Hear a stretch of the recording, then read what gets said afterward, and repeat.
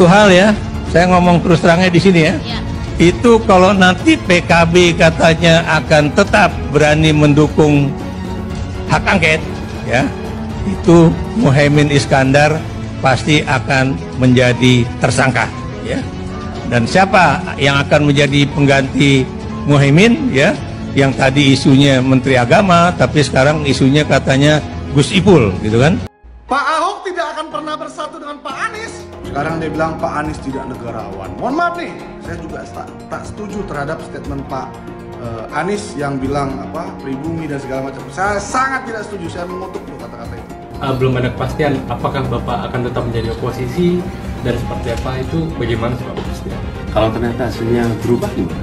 Kalau ternyata ada putaran kedua gimana?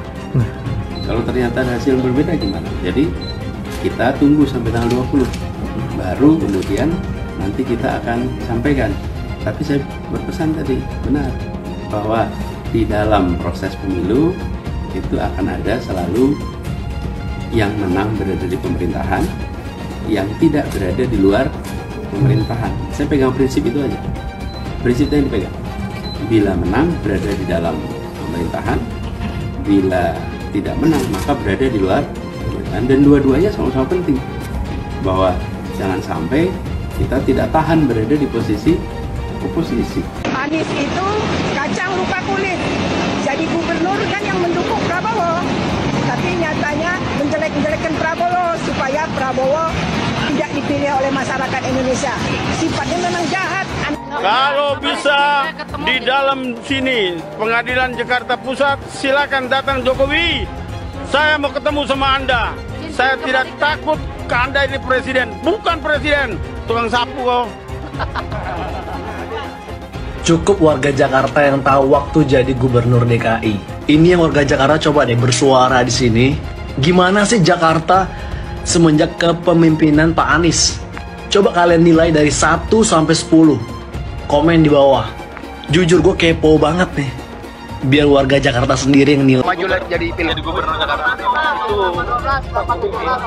isu untuk mengalihkan perhatian dari persoalan pilpres. Seakan-akan pilpres sudah selesai.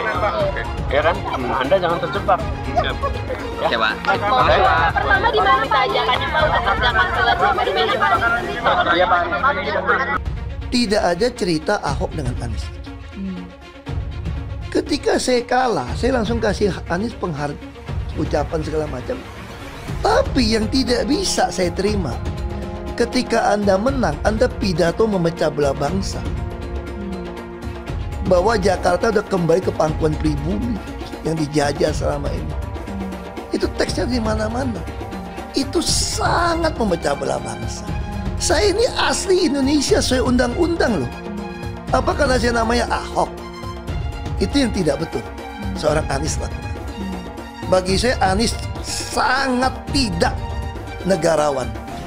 Anda udah menang, yes okay gitu loh. Saya juga tidak bawa ke MA, nggak bawa ke MK. Waktu Anda ulang tahun DKI saya juga datang. Tapi kenapa Anda mesti pidato seperti itu? Mana yang lebih bertakwa, Pak Anies, Pak Ganjar, atau Pak Prabowo pada Tuhan? Ini kan tidak bisa kita mengukur.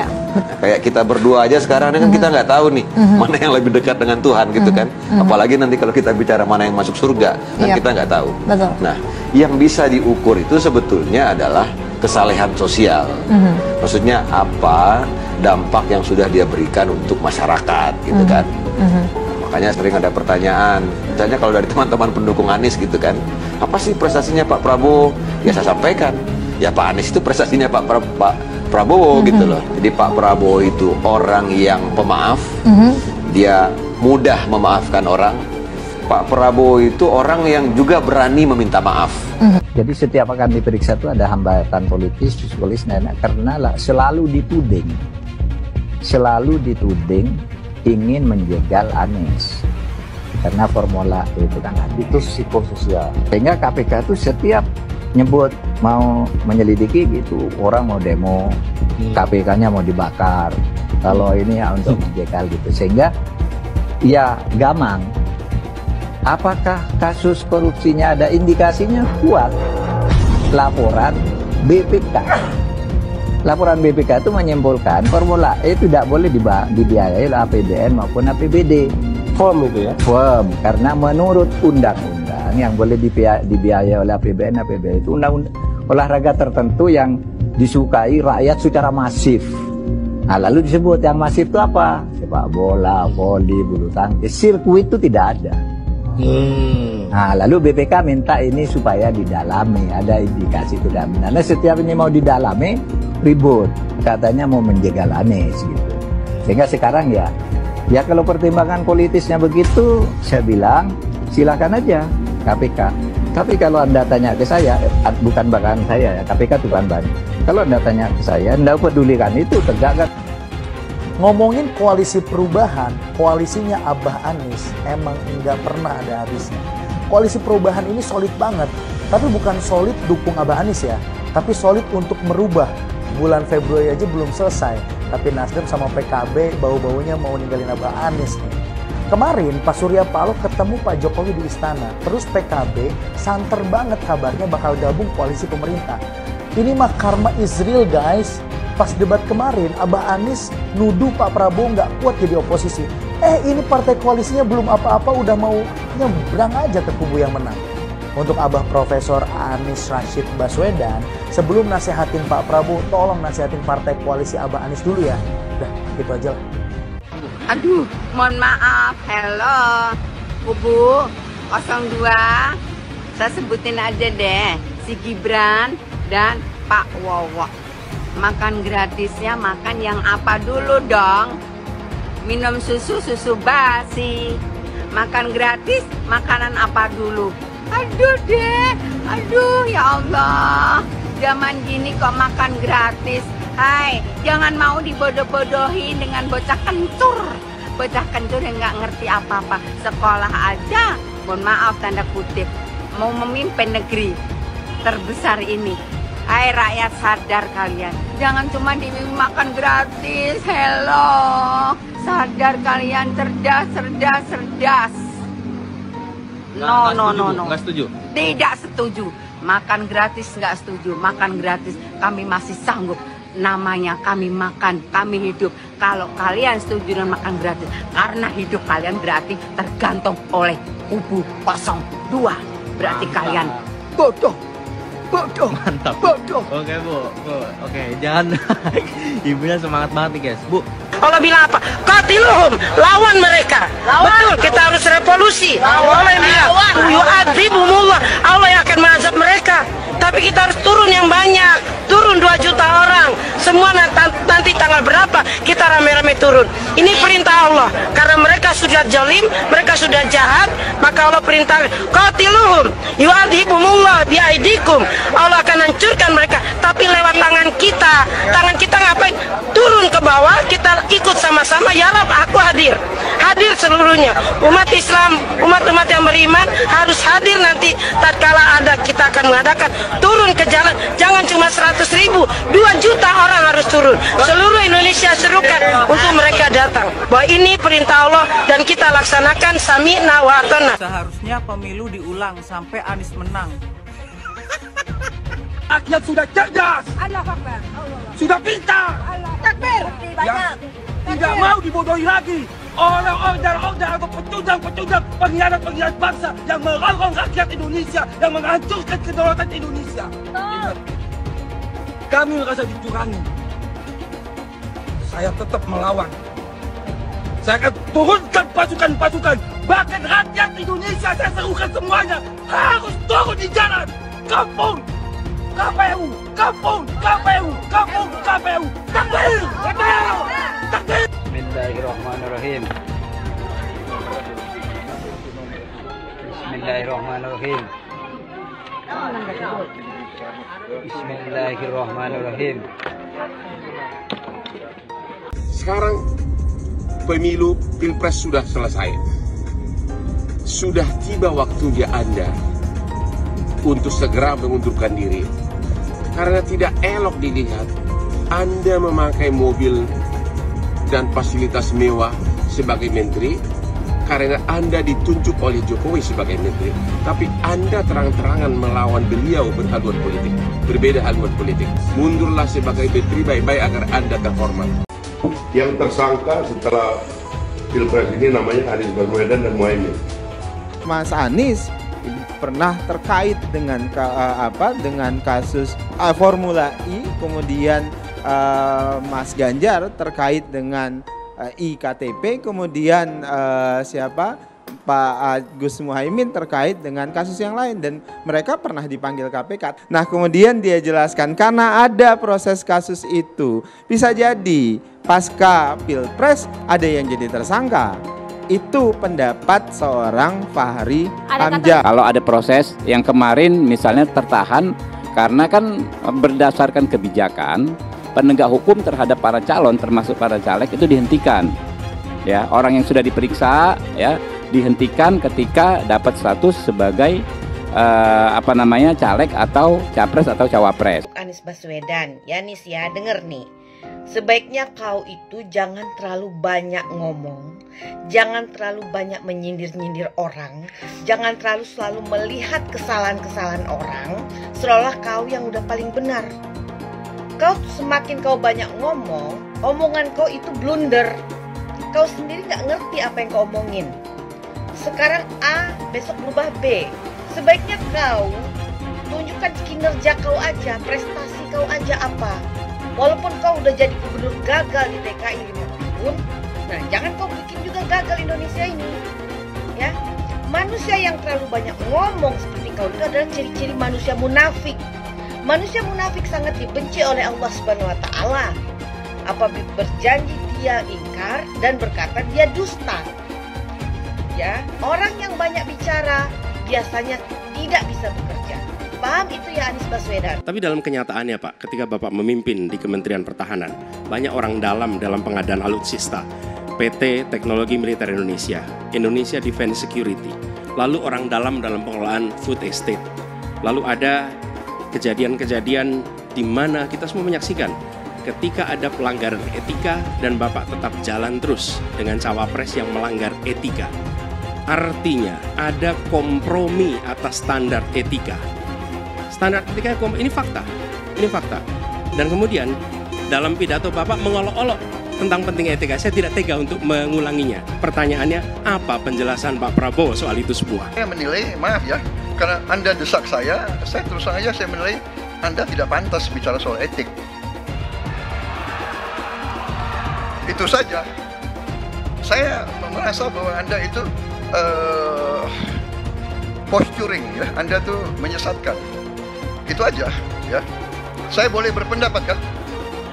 Saya menilai Anda tidak berhak bicara soal etik karena Anda memberi contoh yang tidak baik soal etik. Terima kasih. Fenomena ordal ini menyebalkan. Di seluruh Indonesia kita menghadapi fenomena ordal. Ada ordal di mana-mana yang membuat meritokratik nggak berjalan, yang membuat etika luntur. Dan ketika fenomena ordal itu bukan hanya di masyarakat, tapi di proses yang paling puncak terjadi ordal, maka rakyat kebanyakan, dan ini saya rasakan beberapa waktu yang lalu, beberapa orang guru berjumpa dengan saya dan mereka mengatakan, Pak, di tempat kami pengangkatan guru-guru itu mendasarkan ordal. Kalau tidak ada ordal, nggak bisa jadi guru, nggak bisa diangkat. Lalu apa jawabannya? Atasan saya bilang, wong yang di Jakarta aja pakai ordal, kenapa kita di bawah tidak boleh pakai ordal? Kalau berbicara ordal, lupa waktu jadi gubernur. TGUPP, lupa dia. Ordalnya dia itu tim sukses dia itu semua di sana. Jadi Anies itu banyak yang dia omongin, padahal dia melakukan hal yang dia pertanyakan. Mas Anies. Mas Anies, masa sih angin kok sampai nggak punya KTP lo ya? Angin keluar, angin masuk, angin keluar, masuk angin dodo ya. Angin puting beliung, wes, angin-anginan, itu kok semua bisanya nggak punya KTP itu loh ya. Angin dari Jakarta ke Lampung ke Sumatera ke Jawa itu ya. Kok bisanya liar begitu?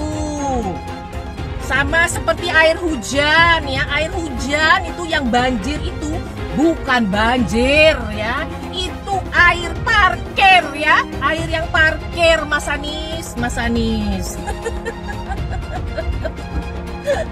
Mau punya pemimpin yang seperti itu ya, mau punya pemimpin yang seperti itu, dikiranya rakyat ini bodoh semua kali ya.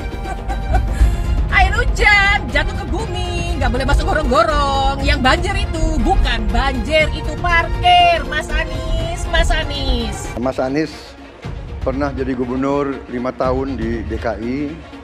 DKI menerima indeks polusi tertinggi di dunia. Bagaimana dengan anggaran 80T, Pak Anies sebagai gubernur tidak dapat berbuat sesuatu yang berarti untuk mengurangi polusi. Terima kasih. Polusi udara tak punya KTP, angin tak ada KTP-nya. Angin itu bergerak dari sana sini. Ketika polutan yang muncul dari pembangkit listrik tenaga uap mengalir ke Jakarta, maka Jakarta punya indikator, karena itu Jakarta mengatakan ada polusi udara. Ya susah kalau kita menyalahkan angin dari mana saja ya. Kalau kita dengan gampang menyalahkan angin, hujan dan sebagainya, ya mungkin tidak perlu ada pemerintahan kalau begitu ya. Mas Anies, Mas Anies.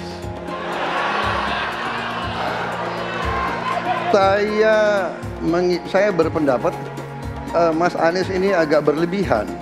Mas Anies mengeluh tentang demokrasi ini dan itu dan ini. Mas Anies dipilih jadi gubernur DKI menghadapi pemerintah yang berkuasa.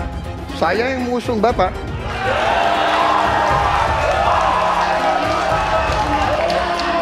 Kalau demokrasi kita tidak berjalan, tidak mungkin Anda jadi gubernur.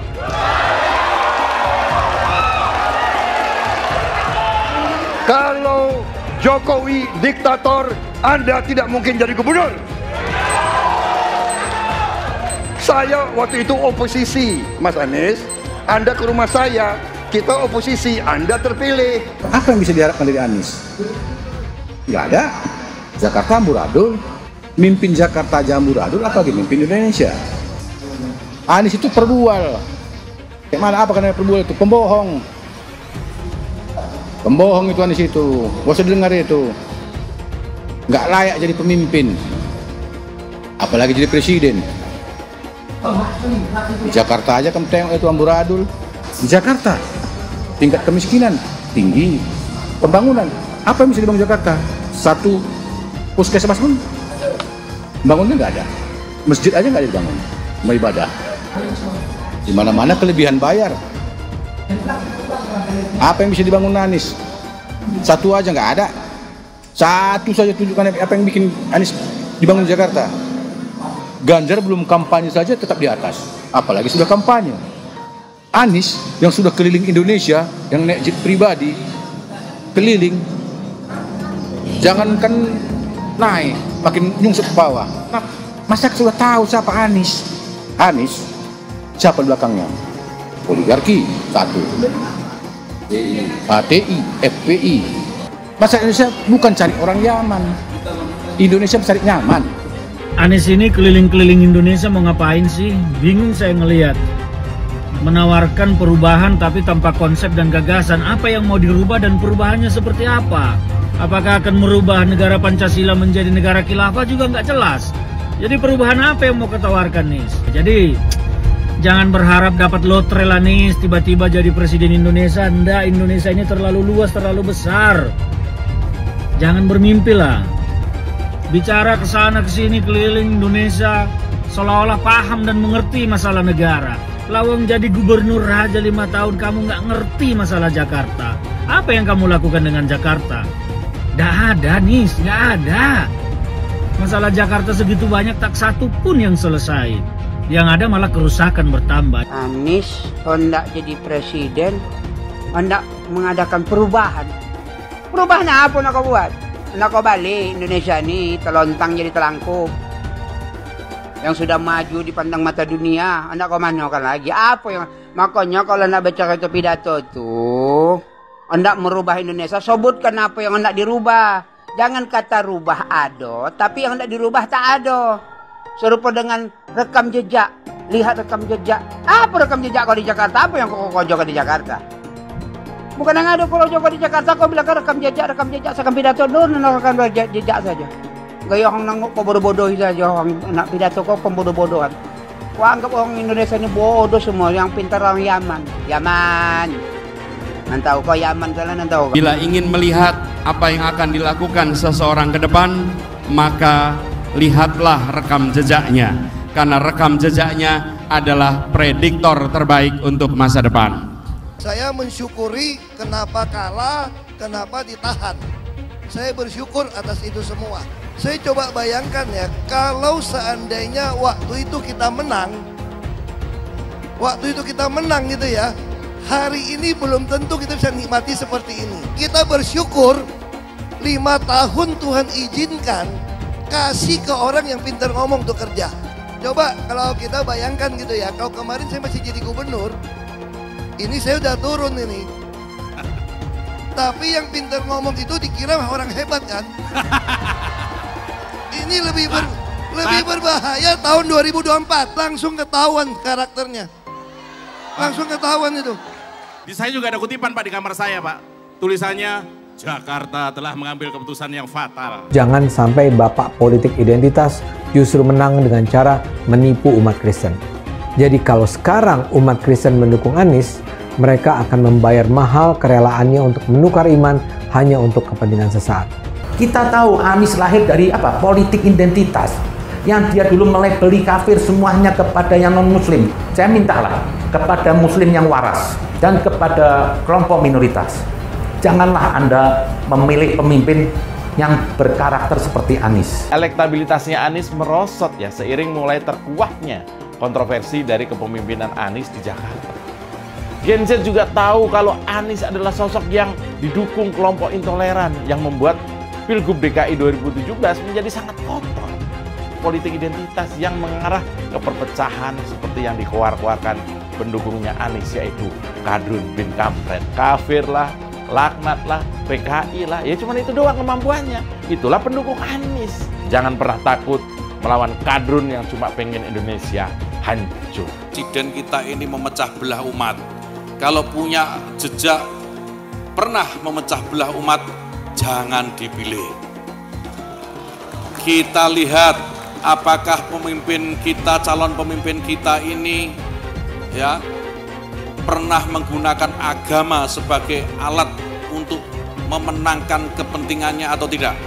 Kalau agama diperalat untuk merebut kekuasaan, jangan dipilih. Sekali lagi, kalau ada calon pemimpin yang punya rekam jejak memperalat agama untuk kepentingan politiknya, jangan dipilih. Bapak politik identitas Indonesia Anies Baswedan, Bapak intoleransi Indonesia Anies Baswedan, jangan lupakan, jangan terlena, jangan sampai dia pecahkan kita dengan dagangan ayat dan mayatnya. Air itu turun dari langit, turunnya ke atap rumah langsung sumur bor, bukan ke sungai dan ke laut. Saya ingatkan, jangan ada lagi politik identitas. Jangan ada lagi politisasi agama. Penjajahan di depan mata itu di Jakarta. Kita semua pribumi ditindas, kini saatnya kita menjadi tuan rumah di negeri sendiri. Saya bilang, Nis, ente nggak bisa jadi presiden. Kenapa? Karena presiden adalah orang Indonesia asli, saya bilang. Anies, ibunya Arab, bapaknya Arab, kakeknya Arab. Mas Anies nikah dengan keturunan Arab. Menantu Mas Anies, anak Mas Anies nikahnya dengan Arab lagi. Jadi Mas Anies kalau merepresentasikan Indonesia agak kurang keindonesiaannya. Mungkin 3% Indonesia aja yang bisa direpresentasikan oleh Mas Anies. DKI yang kita harapkan, Anies Baswedan yang begitu jelas Islamnya, 4 tahun 8 bulan jadi gubernur. Mana peraturan pergub saja yang melarang miras? Mana perda Islam apalagi? Yang akhirnya tidak berani juga menegakkan hukum. Banjir tetap banjir, macet tetap macet, kriminalitas Jakarta. Anda tahu, 2 menit sekali terjadi pencurian. Sekarang orang sedang euforia, dia mau dicapreskan. Bagaimana umat terjebak lagi, bodoh lagi, masuk lagi. Kalau misalnya memang Anies itu mau maju, dan dia tekad mau menegakkan hukum Islam dan menyatakan perlawanan, saya setuju. Tapi dia tidak lakukan itu. Jangan hanya konsentrasi pada pembangunan benda-benda mati yang indah difoto dan bisa ditunjukkan dalam 5 tahun hasilnya. Kalau kita mau menilai sebuah janji, maka lihat janjinya atau lihat kenyataannya. Dulu janjinya apa ya? Dan ini aneh, betul-betul aneh. Ini bukan kampanye, tapi saya sampaikan sini. Di satu sisi menyiapkan jalur-jalur air untuk dikirim ke laut, di sisi lain di lautnya dipasang dengan pulau reklamasi, tinggal tunggu waktu jadi rob, air balik. Dan ini melawan sunatullah. Kenapa? Air itu turun dari langit ke bumi, bukan ke laut. Harusnya dimasukkan ke dalam bumi, masukkan tanah. Di seluruh dunia air jatuh itu dimasukkan ke tanah, bukan dialirkan pakai gorong-gorong raksasa ke laut. Jakarta telah mengambil keputusan yang fatal. Bukan banjir, itu memang parkir air. Bukan banjir, itu memang parkir air. Masyarakat berkeliling dengan membawa toa untuk memberitahu semuanya, termasuk sirine. Ibon 82 miliar. Apa alat transportasi yang dimiliki oleh hampir setiap orang? Alat transportasi yang dimiliki semua orang adalah kaki. Kalau seandainya orang Jakarta percaya Pak Anies jadi gubernur pun, saya berani jamin kok dia akan lakukan normalisasi yang sama seperti saya lakukan kok. Nggak usah bohong lah. Ketika air sampai di muara, maka siap untuk dipompa ke laut. Pancasila Soekarno, ketuhanan ada di pantai. Anak Tuhan dari mana? Kalau Yesus anak Tuhan, bidangnya siapa? Besok di seluruh wilayah Indonesia kami katakan damai. Iblis hanya menggoda orang yang beriman. Makanya jarang-jarang orang kafir kerasukan setan. Yang kerasukan setan itu orang baik-baik. Jarang, saya belum pernah nengok Cina kerasukan setan. Pernah tak Ahok itu kerasukan setan? Enggak, setannya juga. Karena sesama setan jarang saling menggoda. Karena di salib itu ada jin kafir. Haleluya. Kepalanya ke kiri apa ke kanan?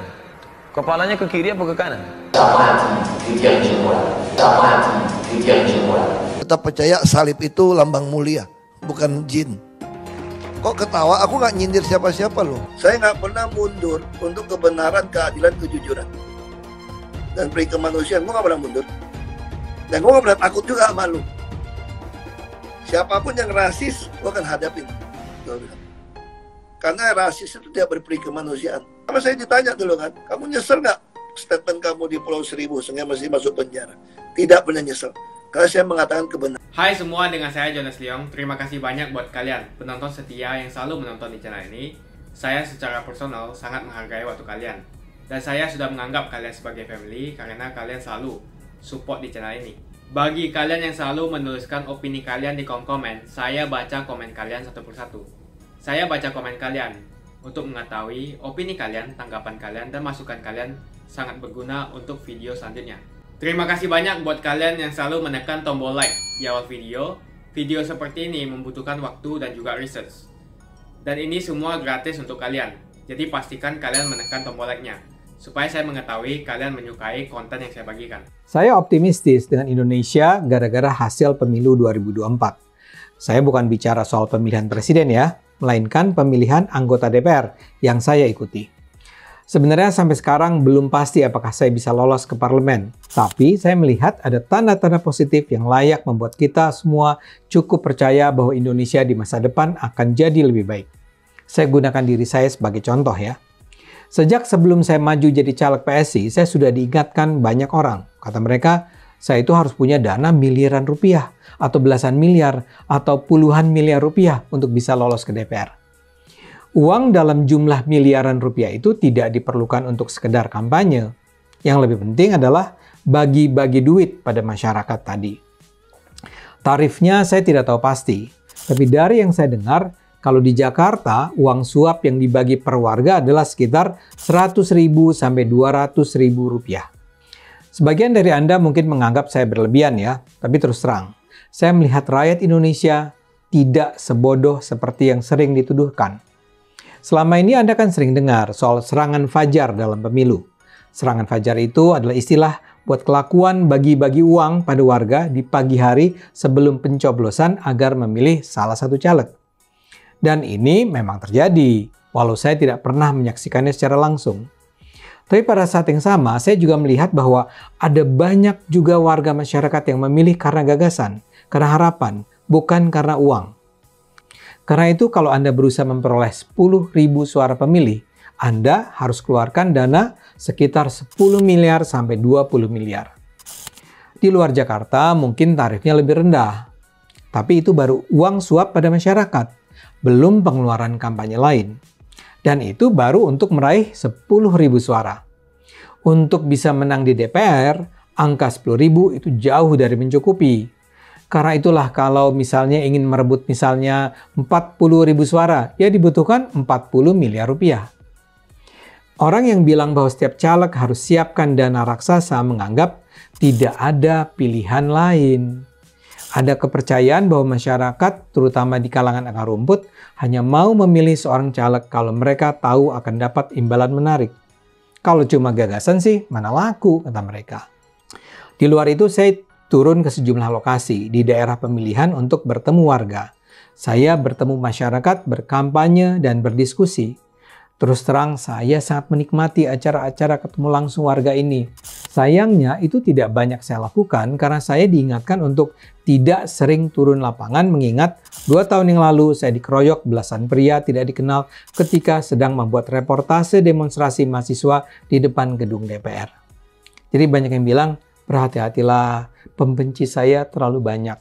Akibatnya, ya saya hanya turun belasan kali untuk berbicara langsung dengan masyarakat. Tapi pengalaman saya menunjukkan hal yang berbeda. Saya tidak menjalankan aksi bagi-bagi uang. Ada 3 alasan mengapa saya tidak melakukannya. Pertama, saya tidak punya uang.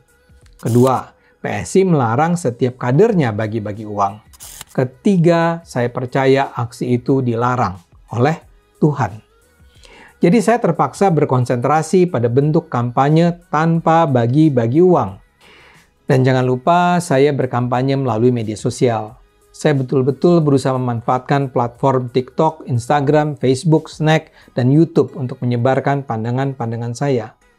Sayangnya, karena saya sempat mundur tepat di masa kampanye, saya tidak bisa menggunakan Cokro TV untuk menjangkau halayak Cokro TV yang sebenarnya berpotensi luas. Saya berusaha mempromosikan diri dengan beragam cara, tapi tidak dengan menyuap rakyat. Dalam hal ini saya bersyukur saya memperoleh bantuan dari sejumlah pengusaha yang bersimpati pada niat saya menjadi anggota DPR. Mereka bilang mereka suka dengan semangat saya dan PSI melawan korupsi dan intoleransi. Nah, bantuan mereka difokuskan pada pembelian alat peraga kampanye seperti spanduk, baliho, billboard, kalender, kaos, dan semacamnya. Sekarang setelah masa kampanye berakhir, apakah berkampanye tanpa menyuap itu ternyata membawa hasil?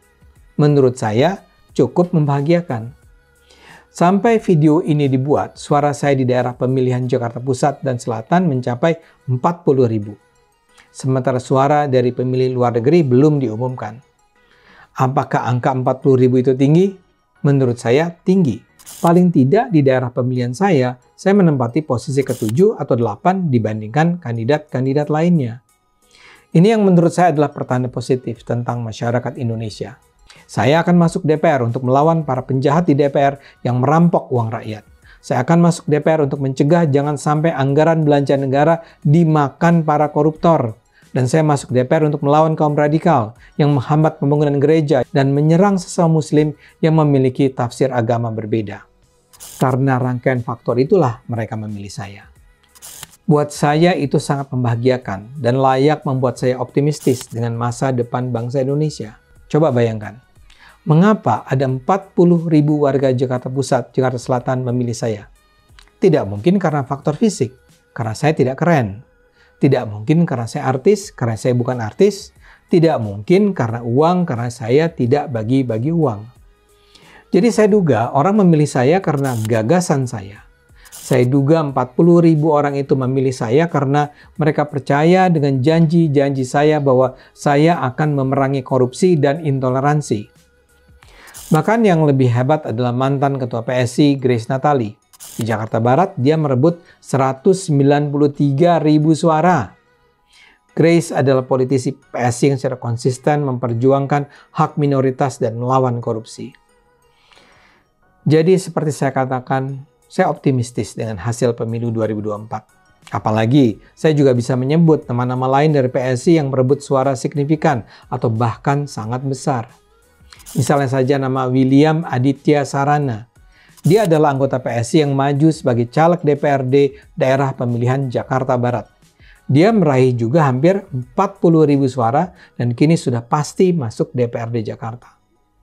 William ini adalah anak muda PSI yang tahun 2019 yang lalu dengan berani di DPRD melawan rencana anggaran pemerintah DKI untuk membeli AIKA bond sebesar 80 miliar rupiah.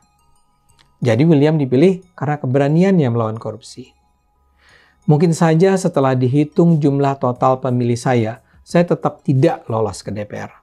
Tapi fakta bahwa ada 40.000 warga di Jaksel dan Jakpus dan mungkin ribuan orang lain di luar negeri memilih saya menunjukkan bahwa ada cukup banyak warga Indonesia yang rasional dan berpikir dengan akal sehat. Dan itu adalah modal penting bagi masa depan Indonesia. Hasil pemilu 2024 menunjukkan ada cukup banyak warga Indonesia yang rasional, yang memilih karena gagasan yang ditawarkan caleg dan bersedia terlibat dalam upaya membangun Indonesia yang bersih dari korupsi dan intoleransi. Kemungkinan satu-satunya yang menggunakan politik identitas adalah hanya Anies Baswedan. Pertanyaan itu lantas saja menimbulkan amarah di kubu Anies, salah satunya dari kelompok khilafah. Orang kepercayaan Anies menyatakan politik identitas adalah framing yang selalu dibangun untuk menyudutkan, padahal selama kepemimpinan Anies Baswedan sebagai gubernur tidak sekalipun Anies membeda-bedakan warga berdasarkan agama dan ras. Buat saya, apakah benar menyebut politik identitas itu adalah sekedar framing untuk menyudutkan Anies? Saya akan membantah pernyataan itu. Kubu Anies terus berusaha mengaburkan makna politik identitas. Mereka berulang kali bilang bahwa identitas adalah hal yang alamiah dalam kehidupan manusia. Jadi apa salahnya dengan menonjolkan identitas keislaman seorang calon presiden? Tapi saya yakin Anies tahu yang dimaksud dengan politik identitas adalah politik yang menggunakan agama sebagai alasan mengapa seorang kandidat harus dipilih atau mengapa seorang kandidat jangan dipilih. Politik identitas ini sangat berbahaya. Politik identitas membuat masyarakat menjadi tidak rasional dalam berpolitik. Yang menjadi faktor utama dalam politik identitas adalah agama. Seorang kandidat akan dipilih karena agamanya, terlepas dari apakah dia melakukan korupsi atau melakukan pelanggaran HAM. Ketika politik identitas digunakan, maka ini akan berpotensi konflik, karena usai pemilihan, konflik itu akan terus berlangsung dalam waktu yang lama. Masalahnya, ada alasan yang cukup kuat untuk menduga bahwa Anies sangat mungkin menggunakan politik identitas, yang memang dikatakan normal ketika menjabat sebagai gubernur DKI. Dalam proses menjadi gubernur, kubu Anies jelas-jelas menggunakan agama sebagai alasan untuk menjatuhkan Ahok. Anies jelas-jelas menggunakan agama sebagai alasan untuk menjatuhkan Ahok, sampai akhirnya Ahok dipenjara. Jadi ada track record sebelumnya bahwa Anies bisa menggunakan politik identitas untuk mencapai tujuannya. Anies sangat mungkin menggunakan politik identitas karena ini memang keunggulan komparatif dari Anies. Dia mungkin saja seorang doktor dari Amerika Serikat, tapi rekam jejak kepemimpinannya sangat tidak bagus. Dia gagal sebagai rektor Paramadina, gagal sebagai menteri, dan gagal sebagai gubernur.